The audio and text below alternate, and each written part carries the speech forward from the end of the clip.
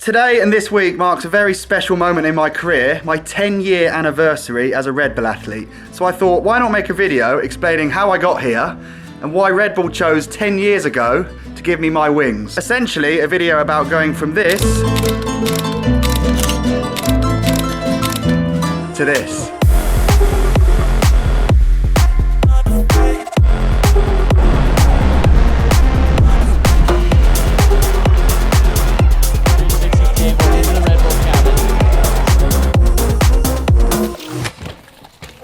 What a wild ride it has been. There's been some highs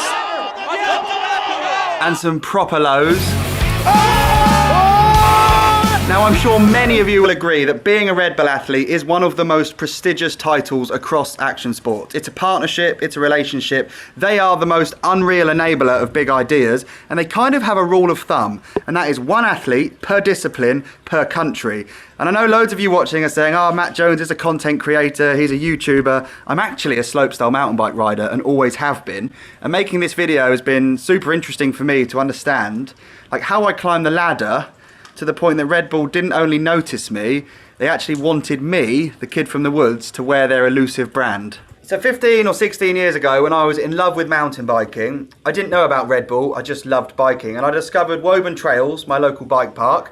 Now the older boys kind of aged out, they got bored of digging up there all the time, and there was a good few years where me and some other lads took over, and I fell in love with digging. I loved building jumps, making them look good, and ideally making them trickable. And then without even knowing it, I was kind of building the foundations for what would become my career. Building jumps, and then I'd be trying tricks that would eventually be the tricks I'd be doing in competition. And then kind of by chance, I was already on that trajectory. Now that's all well and good, but you don't get sponsored by an energy drink company for building nice looking square dirt jumps or getting really good at crashing your brains out on soft landings. So for me, what it came down to was the year between finishing school and then that gap year before starting my university degree as an engineer, which never happened, where in that year I went to a lot of competitions.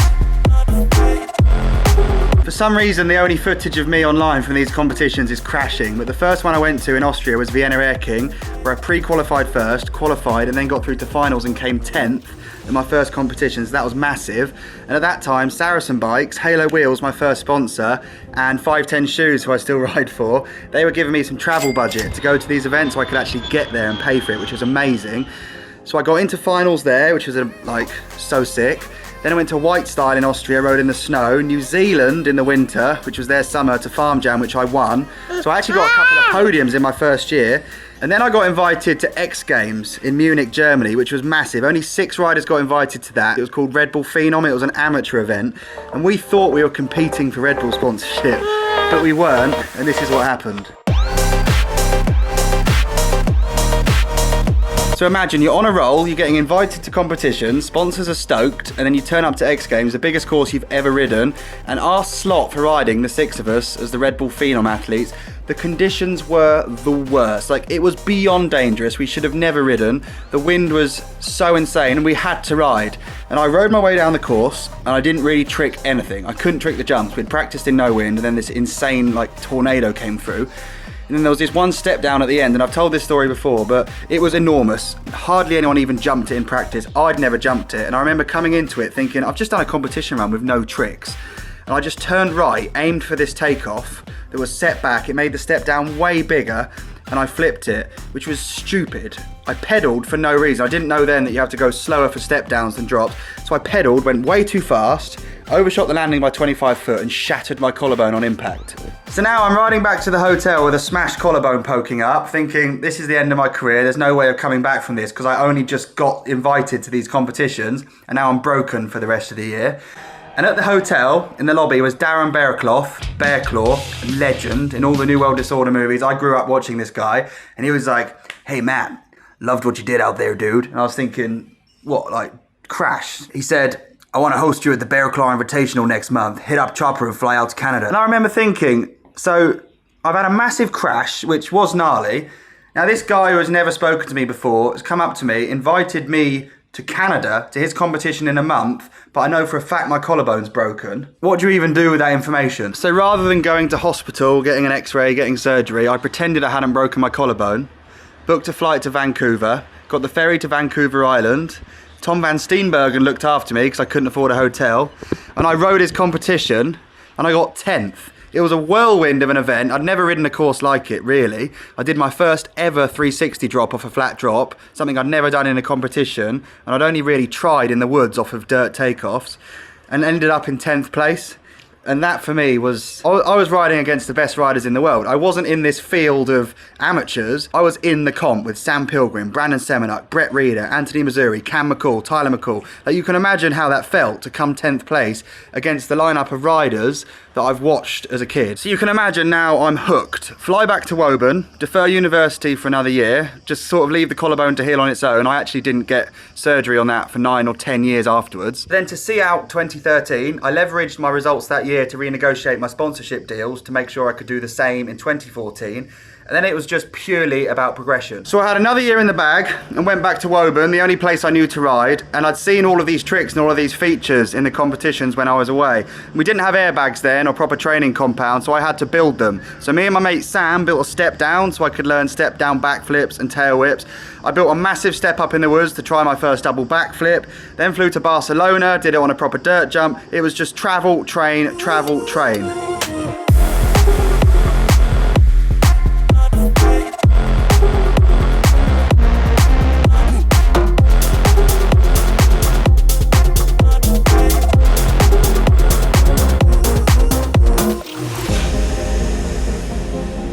Climbing the slopestyle ladder was hard. Not only did it take weeks to build jumps just to try a trick, the points system and the structure was really tricky, and I know it still is. So there was bronze events, silver events, and gold events. You had to ride bronze events to get the points to get into silver events, and you had to do really well at silver events to get into gold events. And only at gold events really were you going to make a name for yourself. But that event I said about the year before, the Bear Claw Invitational, was a gold event, and it kind of ignored the point structure. Back then there were a few events that were invitational. So the fact that I got invited to that and got 10th gave me more points than I would have got winning any UK bronze event. And for me, that was just the biggest stroke of luck. Like, there's been so many lucky points in my career, and that was one of them. So in 2014, I got a few podiums at UK events. I rode really hard. I also established the need for a compound, right? I built a mulch jump. My dad met this old grafter that was loving what I was doing and gave me a tiny pocket of land, which would later become my compound. We'll get to that later. But 2024 was the coming together of everything. I had the points, but only a window of 12 months that they last. So the window was closing to the point that I wasn't going to have these points anymore. And then I went to 26 tricks in Austria, and that's where it all changed. So we'd made Woburn dialed for tricks. I had my training compound with the little mulch jump, which was perfect. And I was working on new moves like 360 no-hander to bar spins, which no one was really doing. The extension on my backflip Supermans I was really stoked with. So I went to 26 tricks and it felt like I had all the ingredients. I pre-qualified, I qualified for finals, and then I was down to the final 12. Now this was a gold event, so there was loads of points up for grabs, but it was the only gold event I'd go to that year. So the best I could do was replace the points from Bear Claw Invitational the year before. So 10th, 9th wasn't going to cut it. And I remember looking at my run and thinking, I've got a flip whip, I've got a 360 tuck to bar spin. They're all cool tricks and they're gonna get me top 10 if I land them all, but it's actually not gonna be enough to change my career. It's not gonna be the difference to kind of climb that ladder further, and I'm just gonna be stagnant and stay where I am. So I thought, what can I do? What can I try? What difference can I make? And 2 years before, I tried a backflip Superman seat grab at La Poma Bike Park in Barcelona. Yeah. Flip super seat. Go ahead now, yeah. Ooh, that was nuts! We'll get some band-aids. Fuck. And then go again. Crashed my brains out. It was a terrible crash, and I'd never tried one since. It's just a random thought back then. I thought to myself, on the last jump, I could probably do that. I could at least try it, and if I crash, who cares? At least I tried. So I kind of stood up at the top of the roll-in, visualising doing it, catching my seat, dropped in, did my run. I can still remember it now. Flip whip, 270 bar spin, 360 tuck to bar on a big jump, double whip, flipped a really tiny step down that not many people were flipping, and then just bombed into this jump and thought, I essentially have to bail off the lip and catch my saddle. And if I catch it and don't miss, I'll probably be all right. If I miss, I'm going to land on my head. Everything went into slow motion, saddle went into my hand, and I remember thinking I haven't even rotated. And there's a picture of this trick. There's no video, which sucks. It's just the most insane position to be in the air for someone who's never done this. And I landed it. Could not believe it. Everyone was pretty surprised. I was ridiculously surprised. And I got second place. I beat Sam Reynolds, who I had a poster of on my wall, on my bedroom wall. I was on the podium with Nikolai Rogatkin and Thomas Zenon, who'd just won Red Bull Joyride. So again, A lot of luck and throwing caution to the wind was just the biggest game changer. So now, by some insane stroke of preparation meets opportunity, I was ranked 16th in the world, which meant I got invited to Crankworx Leder Alps in 2014. I mean, a year before I wasn't even doing these events, and I was going to Crankworx, and I guess Red Bull monitor these things. So I get an email followed by a phone call from someone at Red Bull that says, Matt, we'd love you to come and ride shows, mountain bike shows, at the Goodwood Festival of Speed, a prestigious UK motorsport event for the automotive industry where we have the top BMXers, Red Bull BMXers, and we'd love you to ride alongside them. For 5 days shows, we'll pay you £500. Obviously, I'm there.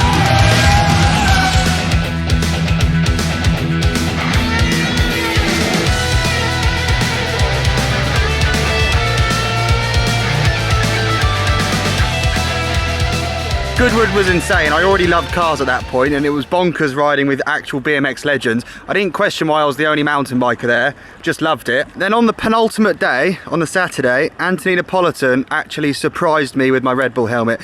Now I know these days that's really hard to do because with a Red Bull sponsorship comes a contract and probably negotiations and all that stuff. 10 years ago I feel like it was different, and I promise you I had no idea that it was coming. Like, I was 100% naive. I didn't have any other sponsors like Red Bull or energy drink, so it was just a bonus, right? They knew I was going to say yes. Matt Jones, he's a UK mountain bike rider, and they just currently put him on Red Bull as of today. I kind of was asking him about his helmet and wanted to see what it was all about, and I ended up just smashing it against this big tree. For no reason, and I was so upset I almost cried. I was like, clearly never meet your heroes, this guy's an asshole. And well, he puts it perfectly. He kind of freaked out. Give it to me, give it to me. Spaz Keith, he was the helmet keeper. He was supposed to be there to say, this helmet's crap, use this one. And it was gonna be the unveiling of his Red Bull helmet. And he wasn't there. Finally, he walks over and gets the helmet out, and he goes to put it on Matt's head and like completely slam dunks it over his head. And almost scratches the helmet before the poor kid could even wear it for the first time. So I'm now, after all those years of riding, training, crashing, progressing, digging, thinking, scheming, visualizing, a Red Bull athlete, the greatest, most prestigious accolade in action sports. And I couldn't have been more stoked. It just felt like the best sensation of kind of like the payoff moment, you know, at that point in my career. Like, it was all worth it. So the next day I'm back to doing shows, buzzing. You can imagine how that feels. I've been given my wings, I feel unstoppable. And I'd been a Red Bull athlete for one day, and this is a true story. On the last day, on the last show, on the last jump, I crashed a backflip tail whip that I'd been doing all week, just bailed, shattered my wrist, and I was out for 3 months. So my first year's Red Bull deal that came halfway through the year wasn't a contract, it was wrist surgery from the greatest hand surgeon in the country. And that came just in the nick of time, didn't it? Can you imagine if I didn't have the support of Red Bull? Like, another insanely lucky moment in my career, but they had my back. So then what? I've got Red Bull hats, Red Bull helmets, fridges full of Red Bull, but a shattered wrist. So that was the end of 2014. I had surgery, I did all the rehab, that took me right the way through to winter. Then I lost all my points, I missed Crankworx Leder Alps, so I was kind of back to square one. So 2015, I kicked it off as a Red Bull athlete, but it was like starting from the bottom again. It was graft, it was riding, training. I redid my entire compound to be a proper slopestyle course, to learn proper slopestyle features. It was proper graft.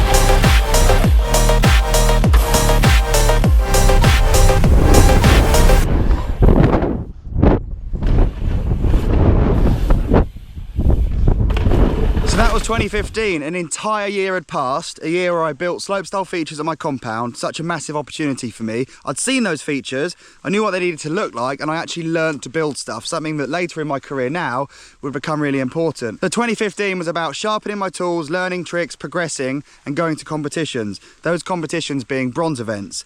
Then 2016 rolled round. I left Saracen Bikes, joined Banshee, Red Bull stayed on board, and I started getting invited back to silver events. So the ladder back to where I was, back to where I fell from, was kind of being built, but I had to go to these silver events to keep it going. The first one being Bike Days Solothurn in Switzerland in May. Now I needed to do really well at this if I stood a chance of getting invited to the few gold events in 2016. It was literally going to take a podium. Now my tricks the year before were double backflips, 720s, pretty massive tricks back then, and they were getting podiums in bronze events, and I knew that silver events enticed better riders, bigger tricks, and I needed to add something. So it was like winding the clock back a couple of years where I needed an extra trick but didn't have much time to learn it. So I thought, 720s, I feel good at them and I can do them on big jumps, which was rare. I wanted to add a variation, and in the foam pit at Corby Skate Park, I've been working on 720 no-handers. Now that trick had never ever been done, definitely not in a competition, and I thought that probably will be what it takes to set me apart from all the riders and get a podium. And if I got a podium there, I'd have enough points to go to Colorado Freeride Festival in America. Kind of a carbon copy of before, where that big invitation came and I made it count. This time I didn't want to lose it. So I went to Switzerland, I qualified, I got into finals, I did a pretty safe run. Then I was up on the start tower and thought, right, this is my moment. I need to come first or maybe second. Dropped in, did a backflip no-hander on a step down, which wasn't very steep. I found that really hard, but did a good one. Huge double backflip on the first jump, landed perfect. Then the last jump, in my head, I thought it was going to be a straight jump. I was desperate for like a small straight jump. When I got to the competition, it was a right hip, and I thought, there's no way I can 720 no-hander a hip. I can hardly do it on a real jump. I'd been practicing. I wasn't even landing many of them. It needed to be a straight jump, and it wasn't. But I went for it.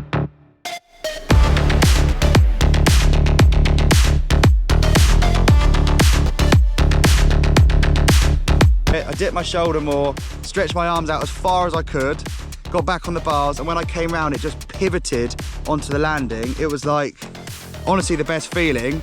I wanted to erupt into screaming, but there was one more quarter pipe left, did a flare, landed that, like really good. And again, I'd done kind of the best run of my life, a world's first trick in a competition too, which at that point in my career was massive, especially with riders like Nikolai Rogatkin on the circuit and at that competition. And I remember staring at the scoreboard thinking, this again is so stressful, like my entire future hinges on what points come up on the screen, and I went into first. So it felt like I'd done it again. I'd come back from injury, I had a second chance, and Colorado was 2 months away. Rather than going back to my compound, I went to more competitions. That was the best way of practicing for me back then, actually at events. I got some mixed bag results, some sixths, some fourths.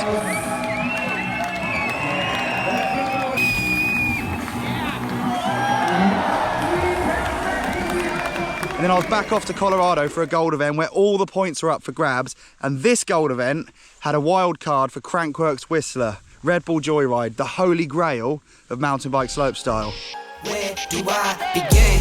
I see the hate. This event was massive for me. Not only did gold events have twice as many points as silver events, the wild card meant that the highest ranked rider that wasn't already invited to Crankworx could win a wild card. That means you could come 5th, and as long as the top 4 were already Crankworx riders, you'd get a wild card. So you can imagine how crucial it was to be there if I wanted to get into Crankworx. I think during that whole string of competitions in 2015, I really matured as a rider. And this one, Colorado, had like 50 riders trying to qualify. It was the first competition where I looked at the course differently. I looked at the conditions. It wasn't just about inventing a new trick and sending it. Going into finals, the wind was really picking up and the conditions were changing, and I was analysing that. And some people were making mistakes. I completely messed up my first run. I crashed on a flare, so I had one run left. And as I watched the second runs progress, people were making mistakes. People were casing the last jump. People were casing mid-set. The headwind was growing, but it was like no one was watching and no one noticed. And I remember thinking, course has changed, it's now running slower. I'm going to put a hard pedal in for that last jump that I wanted to do a double backflip on. I felt like being observant had kind of given me an edge. Pedaling for a double backflip meant that I could have gone to flat and landed on my back. I could have broken my back, but my gut told me I had to pedal when no one else was. Right here, get loud from Matt Jones. Right, he didn't make it past the 4-5 last time, so we really want to see him get a full pull. There he is. He stopped at that time to clear in the quarter. Going real fast, New Belgium hip. been doing the 720, he does it again. So if he can hold it together in this last straightaway, a truck driver up, the flat drop flip down. This is where speed matters. 360 on the dirt jump, making it look easy. A flat drop. Oh, can he keep it going? Tuck no-hander. A double flip on the last jump. Oh, the yes, double Matt at the Jones. end. Matt Jones, exclamation But it point. worked, and that stroke of sheer luck got me the win. It didn't only get me the win, it got me the wild card to Red Bull Joyride. I'm just over the moon, speechless. It's been a long time coming. I've always wanted to be in Whistler. It's what I grew up watching. And As a slopestyle mountain biker, it was the best possible outcome. I didn't only get the wild card to Red Bull Joyride, but I won it. So those points were going to last an entire year. I won $8,000 cash, which was the most money I'd ever seen, to the point that I ended up hiding it in different places around the hotel room because I was so scared of losing it and being robbed. So I flew home, rode my compound every single day, and then got on a plane to Whistler. And when I got there, I could not believe my eyes. This was the most insane course I'd ever seen. The jumps were massive, the features were enormous. I just learned to do flat drop backflips that year. The flat drop at the start of the course was so big, I didn't know how I could do it. The kickers at my compound were 8 foot tall, and the kickers in Whistler were 13 to 14 foot tall. Like, you can't transfer those skills. I had to relearn all of my tricks on that massive course right there in Whistler against riders that have been doing it for 5 years, 6 years, 8 years. It felt like such an insane feat, but I was on the crest of a wave, riding the best I'd ever ridden. I felt honestly invincible and unstoppable. I just won a gold event. I beat Nikolai Rogatkin, I beat Amelia Hansen. This was my moment, my time. There's 20 or 30,000 people stood on the hill, a helicopter in the air filming you. I dropped in, and this happened. Right into the double backflip on the right hip. What's he got on the 4-pack? Oh, a backflip tail. What's he got on the right hip? Oh, an overspin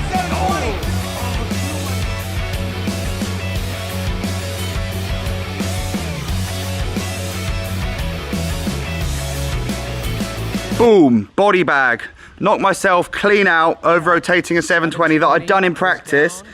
And that was me out. I got up, looked at the course, pushed up, I'm going again, I'm going again. This was before the concussion protocol. I turned around and looked at the course and I couldn't remember the layout. So there was no way I was doing my second run. That was my Crankworx dream over. It was the last competition of the year. I was less unlucky this time because the points I'd got from Colorado were going to last a whole year. So I got invited to Crankworx Rotorua, the first stop of Crankworx in 2017, months later. It's Matt Jones here and you are watching the 2017 Crankworx Rotorua course preview. We've got this North Shore step down to get the speed up. Into a huge right hip, dirt to dirt jump. And then we got the stratosphere step up. Got to get upside down on that right hip boner log, which flows so good into this left hip. And then we got the cabin, or la maison. Step up into that, little drop down. And then the fastest part of the course for sure. So I'd flown all the way to New Zealand to do this, to land a Crankworx run. Honestly, this was the best weekend of my life with regard to my riding. I was doing tricks like opposite cork 720s on the massive jump. And then for some reason, I tried to 720, a 30-foot jump, just a flat 7, jumped off, and again, shattered my wrist. And I wish I could say it got better from there, but honestly, it went from bad to worse for 2 entire years. Cam McCall puts it perfectly in Innsbruck. 2 years after I'd started Crankworx, I still hadn't landed a run. Out of Great Britain, great sense of humor, and you would need a good sense of humor when you talk about the saga of suffering mishaps he has had this season. You know, I don't like to talk about luck and slopestyle because it's mostly hard work, and he did all that hard work to earn himself a spot into Joyride last year.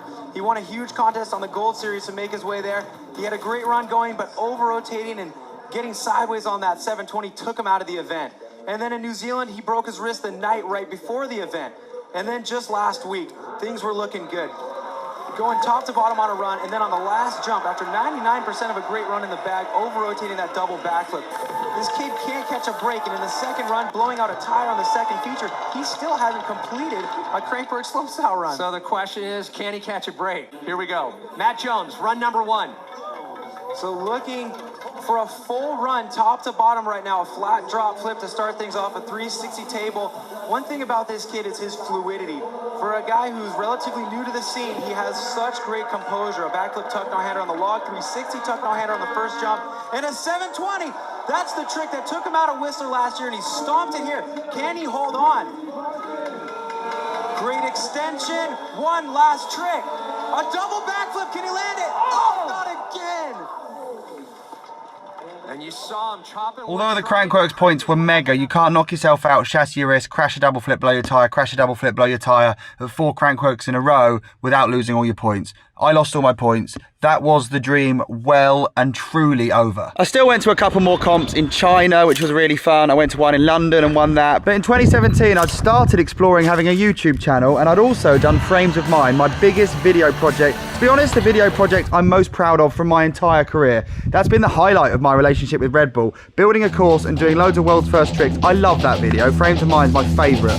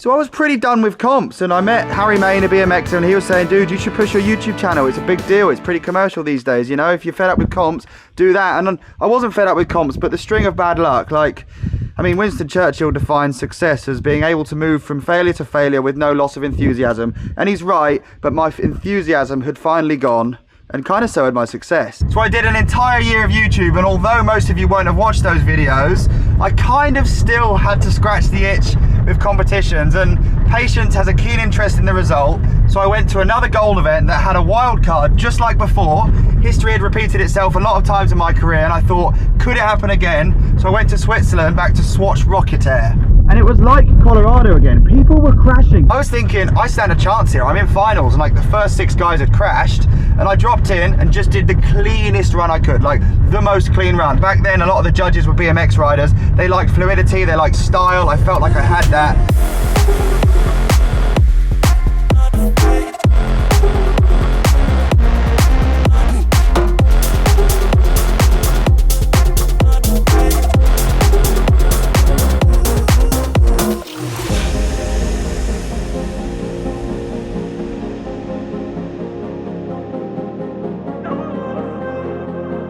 I did a clean run, and again, like out of nowhere, so unexpected, I won. Didn't only win the money, first place, the points, but I won a wild card to Crankworx Whistler. It's funny how in life you move the goalposts. At one point I was a kid who just wanted to ride my bike, then I wanted to jump, then I wanted to backflip, then I wanted to do a competition, then I wanted to be a Red Bull athlete, then I wanted to get into Crankworx, you know. And at this point, for the first time ever, I moved them back. I just wanted to land a run. I just wanted to complete a Crankworx run. I'd done like 7 Crankworx and I'd never ridden to the bottom. I didn't know how that was going to feel.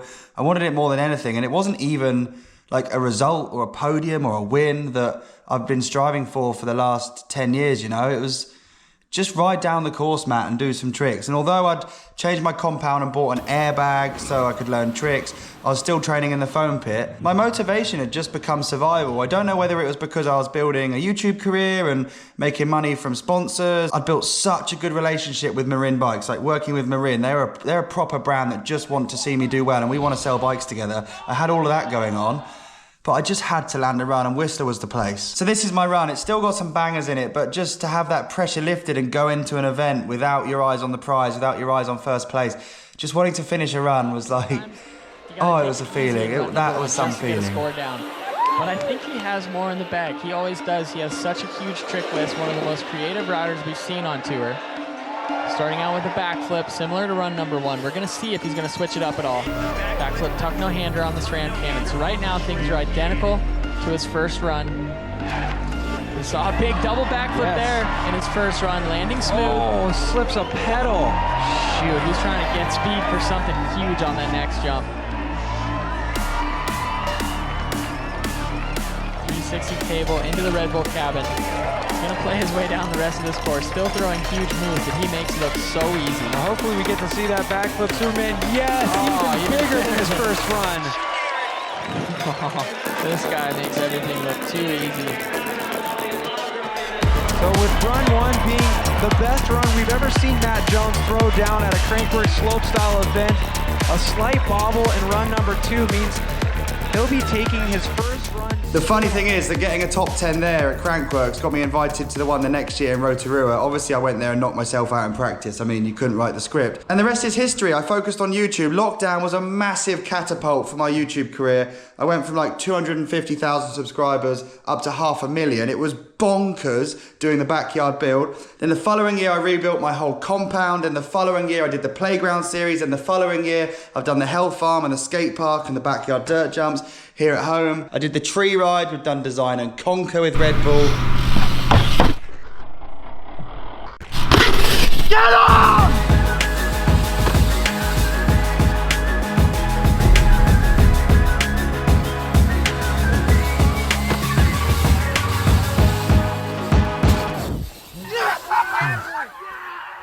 It's been a magic journey, and that's been my 10 years as a Red Bull athlete. My advice to anyone would be hungry, be foolish. Keep telling yourself that if you love something, do it, because my job when I was growing up didn't exist. If you're watching this as a young person, your future job may well not exist yet. And if it's something you love, it may become your career.